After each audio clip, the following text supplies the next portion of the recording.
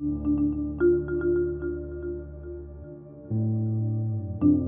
theme that was carried by some outlets, both mainstream and online, was that this year's budget was a, I quote, Robin Hood budget.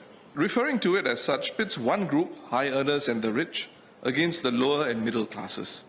If Singapore does not do more, a threat that has loomed large on the horizon in the last few years of the potential emergence of two Singapores may become reality.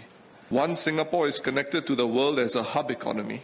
It is where high salaries and opportunities abound, and where locals, and crucially many foreigners too, power diverse nodes of the economy. This Singapore gives meaning to the promise and lure of Singapore and how we remain relevant to the world. The other Singapore is one where the majority of Singaporeans live. It is one where there are perceptions of slowing social mobility connected to the reality of high housing prices.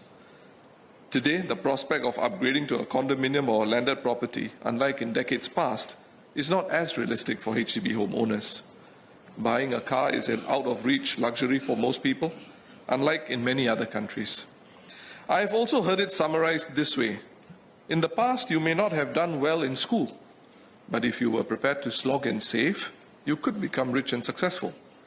Today, the view is that once you have not succeeded academically, even if you slog for years, success, let alone wealth, may not follow. These two Singapores could easily become a reality that causes frictions in society. Singapore is a tiny red dot, and both these Singapores would unavoidably rub up against each other. As much as the government endeavours to keep society open and bring new businesses and opportunities to Singapore and Singaporeans for the greater good, it is that second Singapore, where a broad middle of Singapore lives and works and plays, which should never find itself unmoored and cynical about the future of Singapore. To combat both the perception as well as the reality in some quarters of two Singapores inexorably emerging, redistribution must be at the core of government policies.